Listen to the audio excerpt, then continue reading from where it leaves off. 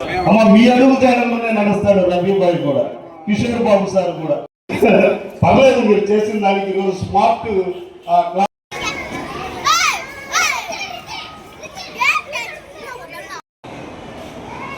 పిల్లలు ఉద్యోగ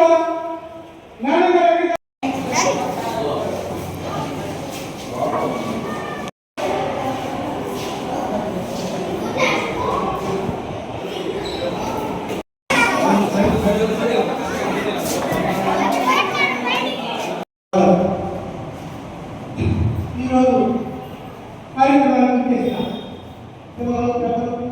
అతిథులు మహారాజు మరియు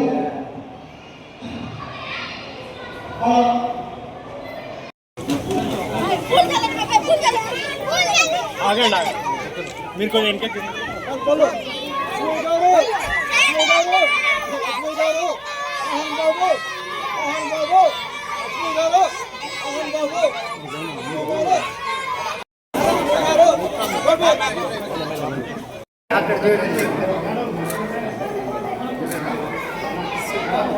వెరీ గుడ్.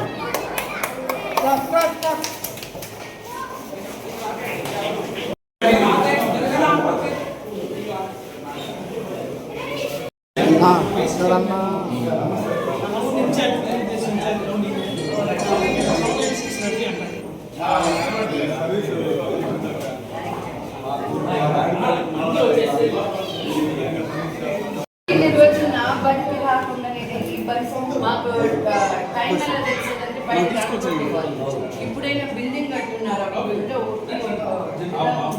బయట కూర్చొని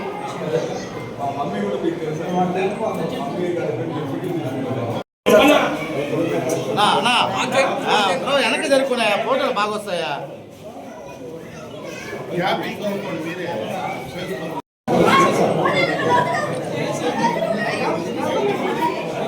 రమ్య అంటే మీ పేరు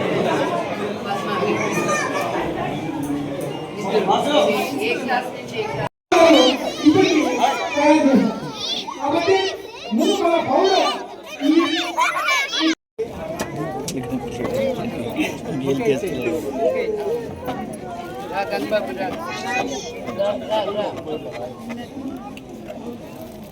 బాగా తీయండి ఫోటో. అన్ని కూడా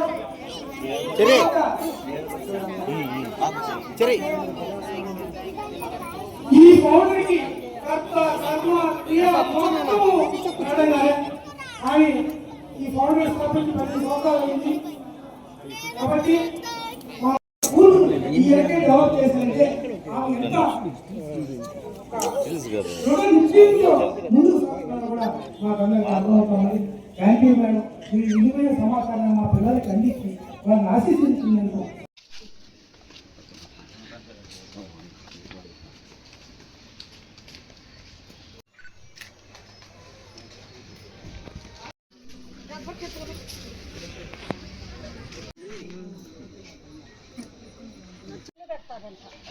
మామూలుగా మీరు వచ్చేటప్పుడు ఉండేదాన్ని మీ పక్క పైన వాళ్ళకి ఏదో కాలు కట్టారు 6 అడుగులు ఎత్తు గోడ కట్టాలి 5 అడుగులు. ఈరోజు నేను మా రాజగోపాల్పురం నాయుడుపేటలో మా ఇంటి పక్కన ఉండే బడిలో నుంచి నేను ఇలా మాట్లాడతానని కల్లో కూడా అనుకోలేదు నిజంగా. కానీ ఈరోజు ఇక్కడికి రావడం, మా ఎన్జిఓ టీచ్ ఫర్ చేంజ్ ద్వారా ఒక స్మార్ట్ క్లాస్ రూమ్ తయారు చేయడం, ఆ క్లాస్ రూమ్లోనే ఉన్నాం, మీకే కనిపిస్తూ ఉంటుంది. సో మేము ఏం చేస్తామంటే గవర్నమెంట్ స్కూల్కి వచ్చి ఇప్పుడున్న టెక్నాలజీ ద్వారా వాళ్ళకి ప్రైవేట్ స్కూల్కి వెళ్ళే పిల్లలకి ఏ తేడా ఉండకూడదు అని చెప్పి కరిక్యులం ద్వారా ఇక్కడున్న టీచర్స్, గవర్నమెంట్ స్కూల్ టీచర్స్కి మేము ట్రైనింగ్ ఇప్పించడం కూడా. First and foremost DEO కేవీఎన్ Kumar గారికి, ఎమ్మెల్యే విజయశ్రీ గారికి, ఎన్ఈఓ మునిరత్నం గారికి, అండ్ చాలా మెయిన్గా ఇక్కడున్న టీచర్స్ రాంబాబు గారికి, రాధా గారికి, పద్మ గారికి, సరిత గారికి ఫస్ట్ మీకు థ్యాంక్ యూ చెప్పుకోవాలి. మీరు మీ టైంని బడికి ఇస్తూ ఫస్ట్ క్లాస్ నుంచి 5వ క్లాస్ వరకు ఉన్న ఈ బడి నేను పక్కనే పెరిగానండి. అమ్మమ్మోళ్ళ ఊరిది తెలియని వాళ్ళకి. 2 ఇల్లు తర్వాత అమ్మమ్మ వాళ్ళ ఇల్లు ఉండేది. మాకు టైం ఎలా తెలిసేదంటే ఈ బడిలో బయట నుంచి ఒక గంట ఉండేది. ఆ గంట కొట్టినప్పుడు మాకు టైం ఏంటో తెలిసేది అనమాట.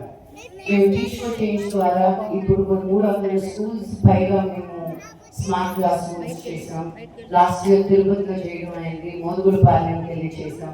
మా తాతగారు నేర్పించిన బడిలో ఏదో అంటే మనం ఒక ప్రాంతానికి వెళ్ళాక అక్కడ చేయగలుగుతామని అనుకొని మన రూట్స్ ఏంటో మనం మర్చిపోతూ ఉంటాం. బట్ ఈసారి మళ్ళీ మా వాళ్ళని, మా టీం మెంబర్స్ని మనం నెల్లూరు వెళ్తున్నాం కదా, నాయుడుపేటకి ఎందుకు వెళ్ళట్లేదు, అక్కడ మా అమ్మమ్మ వాళ్ళ ఇంటి పక్కన ఒక బడి ఉండేది, ఆ బడి ఉందా లేదా చూడండి వెళ్ళి అని చెప్తే వచ్చి బడి ఉండడం తెలిసింది. నాకు చాలా చాలా చాలా చాలా సంతోషం అనేది చాలా చిన్న విషయం. ఈరోజు నేను ఇక్కడ వచ్చి నిలబడి ఈ స్కూల్లో ఒక స్మార్ట్ క్లాస్ రూమ్ చేయడం అనేది మా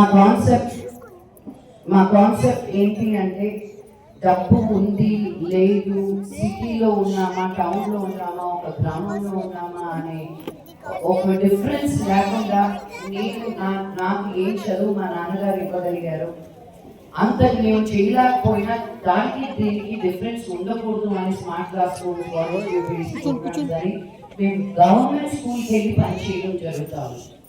ఎందుకంటే సగం టైం మనం వాళ్ళు ఇది చేయట్లేదు వీళ్ళు ఇది చేయట్లేదు అని అందరి మీద కంప్లైంట్లు ఎక్కువ చేస్తాం. కానీ మనం ఏం చేస్తున్నాం మన దేశం కోసం, మన అభివృద్ధి కోసం, మన పిల్లలు ముందుకెళ్ళడం కోసం అని మనం ఎప్పుడైనా మనల్ని మనం ఒక క్వశ్చన్ వేసుకున్నాం అని నన్ను నేనే అడిగాను.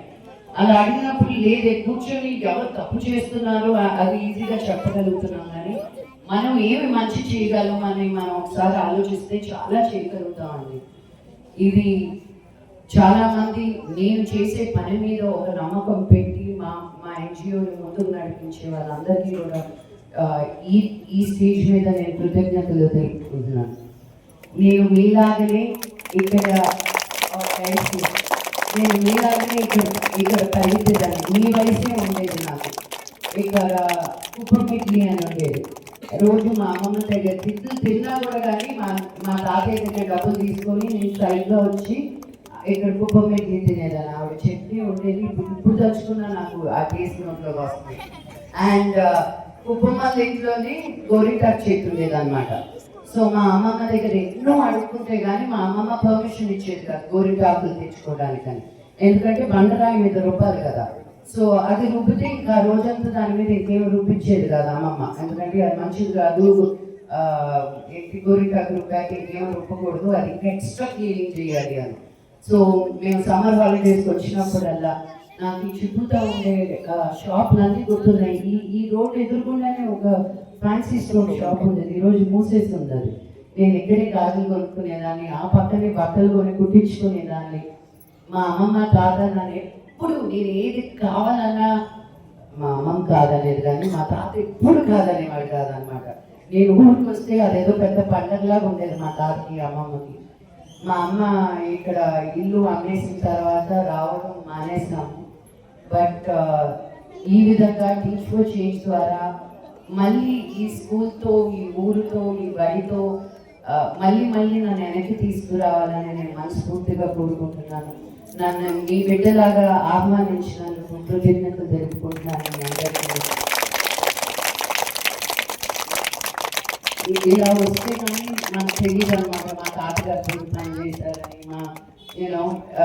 నన్ను ఎత్తుకొని పెంచారని, లక్ష్మీనారాయణ గారు. బట్ ఇవన్నీ మనిషిని మొహాలు గుర్తుంటాయి కానీ చాలా సంవత్సరాలు అయిపోయాక పరిచయాలు పోతాయి. కానీ నాకు ఎదిగే కొద్దీ తెలిసింది ఏంటి అంటే మనం ఎక్కడి నుంచి వచ్చాం, ఎలా వచ్చాం, ఆ